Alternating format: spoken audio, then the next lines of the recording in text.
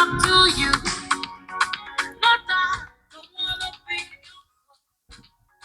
But I got things running through my mind.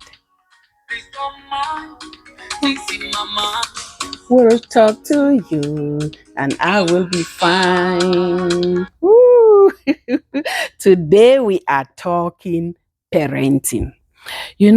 But before we talk parenting, I just want to ask you something, right? What is a mother and what is a father? I'm not saying who. What is a mother and what is a father? What is the role of a mother? What is the role of a father? These days we are raising children in an environment where it's a bit confusing, what the mother should do, what the father should do, what the mother does, what the father does, who the mother is, what the mother is. I'm not talking about gender confusion here. So don't get me wrong, because some of you now are already having ideas and you're already going like, what is she talking about? No, I'm not talking about gender. I'm not talking about gender roles. I'm talking about mother and father. In my days when I had my first child, which is 21 years ago, so I was pregnant almost 22 years ago for my first child. Your time has passed, eh? um, One of the first things that my mother taught me when I was pregnant was how to preserve myself for my husband, how to look after myself, how when I am pregnant in a way that I remain attractive to him, how to look after myself when the baby comes in a way that I remain attractive to him. Why am I telling you this in a video where I am interrogating the role of a mother and the role of a father? Because it has a lot to do with the self-esteem that you are left with after you have your baby. Yes, it has a lot to do. It's either you are performing the role of a mother or you are prioritizing performing the role of a wife to your spouse. And it is an extremely difficult time for both parties, because as much as me, the woman, have the baby growing in me, have the responsibility to make sure that this baby is well fed, this baby is warm, this baby is taken care of. I mean, the baby inside me.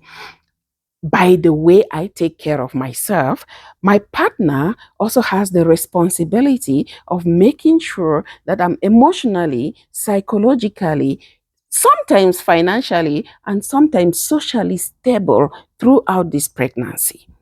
So it is a give and take thing to two people who are in a space in their life where nobody understands the other. So the man does not understand the biology of being pregnant, of what is going through the woman's body and brain. The woman does not understand what is going through the man. Attention is all on the woman because this woman is carrying a baby. Even the woman demands attention. I mean, those of you who've been pregnant, you know what I'm saying. We demand, whether we get it or not, is a different story. I'm not talking about that. But we demand attention in different ways.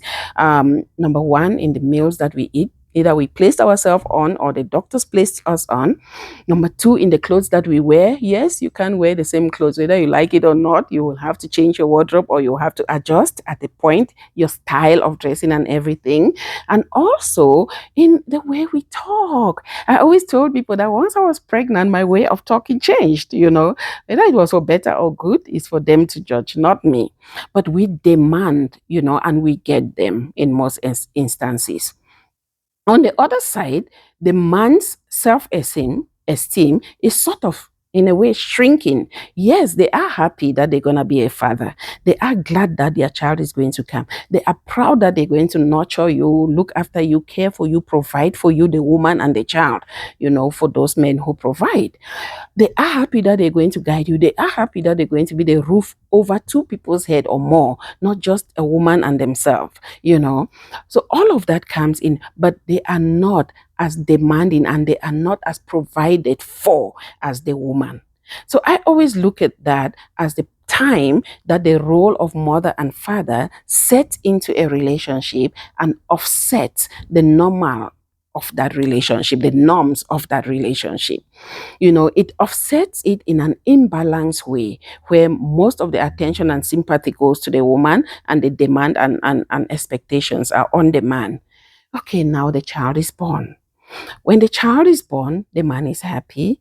Nothing came out of his body. He is seeing his wife or partner there with a child that is an addition. He is extremely happy. He's extremely flexible. He can actually stay away when the child cries at night. He can do whatever, and the woman is put. Something has come out of this woman's body, and something has taken something out of this woman's body. If you've had a child or if you've been with a family that has had a child, you would understand what I'm saying. No matter how strong a woman is, birth takes something out of them. So it sort of like flips, where the man now demands and the woman now shrinks. The woman, something has come out of their body, something has taken something out of their body, but it doesn't end there. They have to continuously give something from their body to that something, which is now breastfeeding. They continuously breastfeeding. Even if they don't breastfeed, they nurture. They are expected by life to be there for that child 24/7 until the child, or until there is help that can be stand in for them, or until the child is capable of taking care of itself. So what happens? The woman now flips to the role of that man who was providing for the pregnant her and the baby in her tummy. She now provides for the husband and the child. It doesn't mean that the man does not earn anymore. I'm not talking money here anymore. I'm talking about what the woman gives. She has to make sure the man is happy, but she has to make sure she satisfies the man in bed, if you know what I mean. Um, I don't want to call those words a lot here on YouTube, but she has to satisfy the man in bed, and the fact that she is predominantly preoccupied by satisfying this man in bed while satisfying the child as well, takes a lot away. And then the man is now in that position where his own self-esteem has he has regained his self-esteem, because there is something in a relationship that I cannot explain, right? It's sort of like one person has to have the power, whatever that power is. I don't know whether it's a power to provide, is a power to give, is a power to take, is a power to nurture, but one person has to have, because once the two people have, there becomes a lot of struggle. So when I ask that who is the mother and who is the father, there is no specific definition apart from what I have told you, the woman being the nurturer, the man being the carer. In today's world, we have seen men who are increasingly helping in nurturing. The same men do not give the women the opportunity to help in providing. Most of them, I'm not saying a majority, most of them expect the woman to provide. So they help the woman to nurture, but the woman provides. There's no help there. Did you hear me use the word help? So the woman sort of can blend into the role of a man or a father, but it's very difficult for the father to just blend into the role of a woman, because no matter how society is evolving, the woman's place is still that of a nurturer. It is for that reason that no matter what authority a woman has, that woman is still expected to nurture. No matter what authority a man has, that man is actually not expected to nurture. So the more authority a person has in public or in their workplace or maybe in their family as well, the least likely they are going to help the woman in nurturing. When I say nurturing, I mean basically physically feeding the baby. I mean physically changing the baby's nappies. I mean physically even as much as drive their children to school, you know. So those who are in a lower echelon are most likely to do that. Those who are in the higher echelon are less likely to do that. Of which with a woman, it does not matter. I'm not saying this from a mother's perspective. I'm saying this from a social perspective, my social observations of what mothering and fathering has been. And please put your opinion, what you think down here. If you think I'm talking a lot of rubbish, please let me know. If you think I'm making sense, please let me know, because it's very important that we start redefining the roles so that they evolve as society is evolving, so we don't mislead our children. Let's not keep on saying the woman is the nurturer, the man is the provider. Meanwhile, this nurturing woman is providing and this providing man is nurturing. Do I make sense? Hey, subscribe. Get your family to subscribe, your friends, your sister, your mothers and fathers. Thank you so much. My name is Victorine Bongshu.